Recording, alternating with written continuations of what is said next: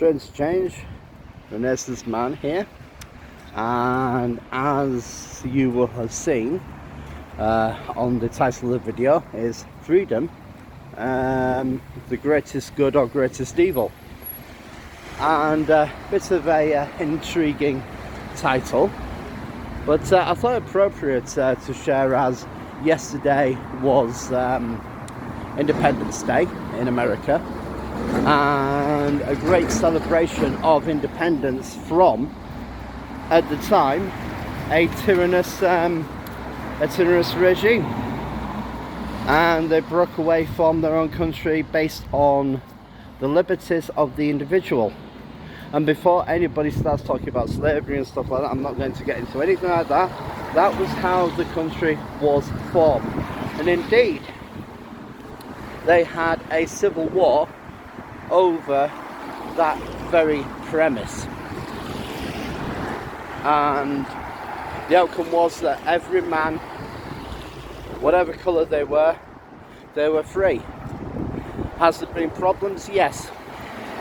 Every country, every country, every civilization, no matter who or what they are, have their dark times as well as their glorious times. You only need to take Germany. The glorious times where Germany was the pinnacle of civilization. But unfortunately also had Adolf Hitler. Every country has their moments, but at the moment in the UK we seem to be having a bit of a problem with the concept of this particular notion. That in America, free speech and the freedoms to do as they wish, and I'm going to quote from the Constitution that the freedoms of one should not impede on the freedoms of others. Nobody should be compelled or forced to do something that goes against their principles, nature, or their way of life. That does not mean to say that they don't have any laws. Of course they have laws. If we did not have laws, then we would be an anarchist nation or an anarchist people, and it would be mob rule. And of course we know that mob rule is not the best way to go. But we do seem to have a problem with this notion in the UK of freedom of speech, and even more so recently with hate crimes and all this sort of thing, and being able to be punished or thrown into prison for tweets or statements on Facebook or anything that someone may think that this is causing any sort of hatred or division or whatever it might be. And that could be down to opinion. And laws are there for the majority, are actually based on what the majority think is lawful and just. And I'm sure that a lot of people, the majority of people in the UK, will say, well, this is not just. How can you throw someone into prison who has merely tweeted something, but yet people who have committed very serious crimes somehow are set free early, or they don't even go to prison at all? And there is a lot of questions about that, and in fact I believe there is actually a US attorney who is getting involved, which is the first time ever that this has happened, and quite frankly rightly so. They should get involved because freedoms should not be threatened. Now I'm going to go further to say on the nature of good and evil. What is really good and evil? Well, they are opposites of the same coin, some might say, but true evil is when you take away completely the rights, the autonomy and the freedoms of a person and subjugate and control under threat of what they do. Yes, there are people who commit evil acts, but again, it's on that premise of subjugating somebody to your will.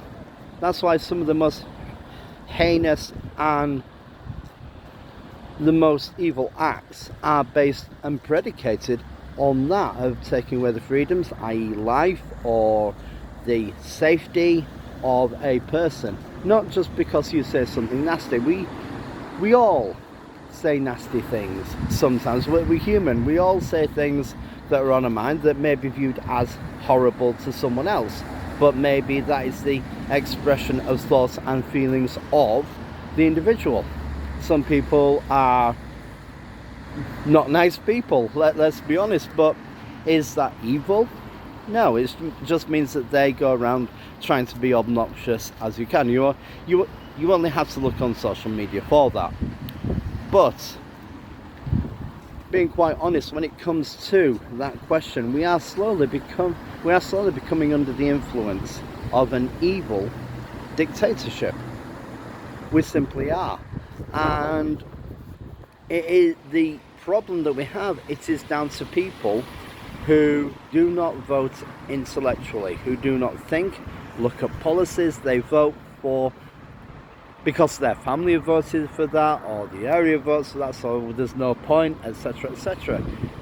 There needs to be a stand made, even more so now, because at one time British politics used to be the bar that law was based on, and now we are a laughing stock and we are looked down on because of the behaviour of our leaders.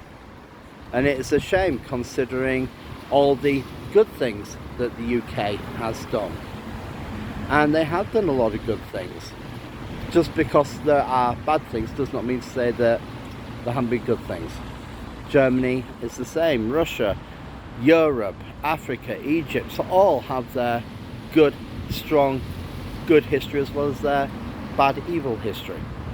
It is what the people allow to happen.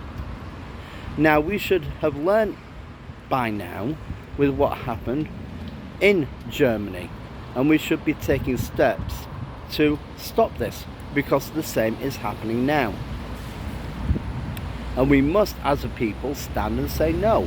It is unacceptable, and if it is the case, to en masse march and block everything and say no. And I don't mean destroying buildings or anything, but to essentially make our voices heard and say no, we will not do this. This is unlawful, and this is the voice of the people.